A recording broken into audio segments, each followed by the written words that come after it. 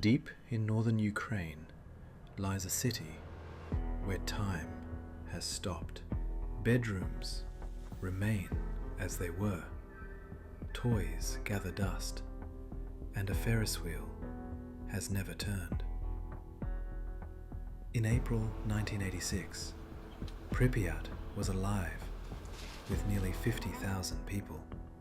Within 3 days, it was abandoned forever. This is the story of the ghost city of Pripyat and the secrets it still hides. Pripyat was not just a city, it was a vision of the Soviet future. Founded in 1970, it was the 9th Atomograd, a city built specifically to serve a nuclear power station. By April 1986, almost 49,000 people lived here. The average age was just 26, a city of youth, ambition, and optimism. Life here was considered privileged compared to other Soviet towns. Apartments had running hot water, schools were modern, the hospital had over 400 beds, and the cultural palace energetic was the beating heart of the city. Families strolled along wide boulevards, children played in courtyards, and athletes swam in the city's pool. For many young engineers, winning a placement in Pripyat was the dream. They were working at the cutting edge of the peaceful atom, Soviet nuclear power. The crown jewel was the amusement park, with its yellow Ferris wheel and bumper cars. It was set to open on May 1st, 1986, during the May Day celebrations. It never did. But some whisper that the amusement park did open, just once, on April 27th. That morning, with the plant burning in the distance, children are said to have been allowed on the rides to distract them before evacuation. There are no photos, no documents, only survivor stories, blurred with memory.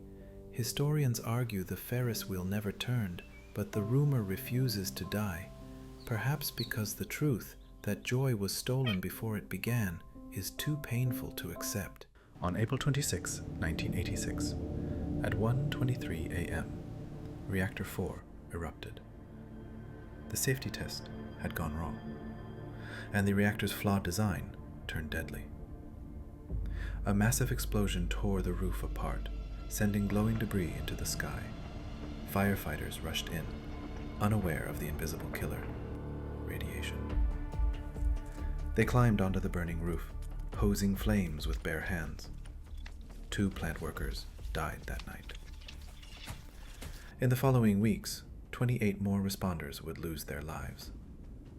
Meanwhile, Pripyat awoke to strange sights. Ash falling like snow, the sky glowing blue above the power plant. People reported a bitter metallic taste in their mouths. And yet, life continued. Schools opened.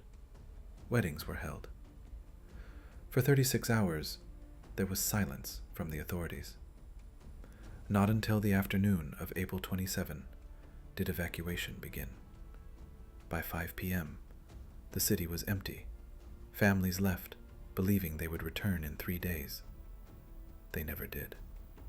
And here lies one of the darkest legends of Pripyat, the Bridge of Death. It is said that, on that first night, residents gathered on a railway bridge to watch the burning plant, marveling at the strange lights.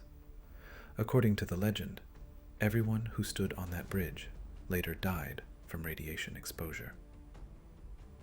There is no record of who stood there. Historians say the tale is likely myth, but in a disaster born from secrecy and silence, it feels true enough to live forever. Evacuation was only the beginning. Over the following weeks, nearly 116,000 people were removed from the 30-kilometer exclusion zone. Entire villages disappeared. Eventually, hundreds of thousands more were resettled. The residents of Pripyat were given a new home, the hastily built city of Slavutich. But no new apartment could replace the life left behind. Pets were abandoned, diaries unfinished, toys scattered in kindergartens, Health impacts unfolded slowly. Radiation is a silent enemy. Thousands of cases of thyroid cancer were recorded among children who drank contaminated milk. By the mid-2000s, more than 6,000 cases were confirmed, later rising to nearly 20,000 among those who were children at the time of the disaster. The death toll is still debated. The World Health Organization estimates around 4,000 eventual deaths among the most exposed. Independent experts believe the real number could be much higher. For survivors, the scars were not only physical. The trauma of exile, stigma, and fear followed them for decades. But a different kind of fear spread too, the fear of what could have happened. A popular theory claims that had engineers not acted, molten nuclear fuel could have triggered a second explosion, a blast so powerful it might have made much of Europe uninhabitable. The truth?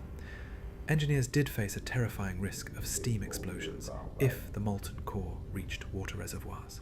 Heroic divers drained those waters to prevent it, but the megaton explosion that would destroy half a continent, nuclear scientists today call that exaggerated, a Cold War myth. Still, it is hard to shake the idea that the world came closer to the edge than anyone dared admit. Today, Pripyat remains frozen in time. Its schools are filled with dusty books. Its swimming pool stands empty.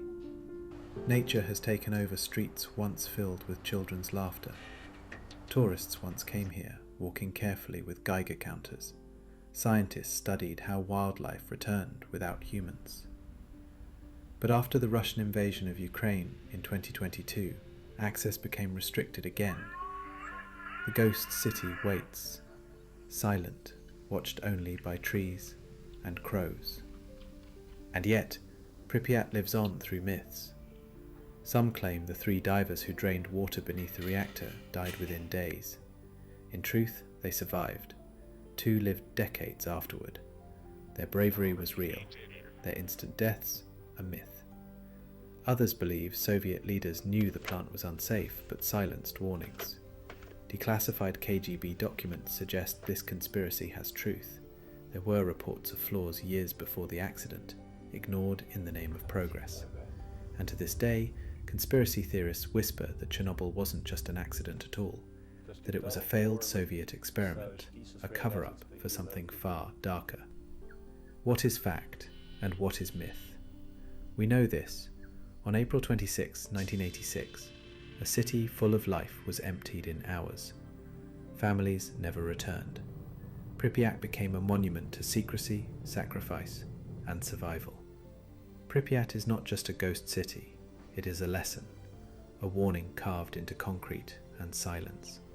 It tells us that technology without responsibility is dangerous, that truth delayed can kill, and that even in the darkest night human courage shines, like the firefighters, the engineers, the ordinary people who faced the unthinkable.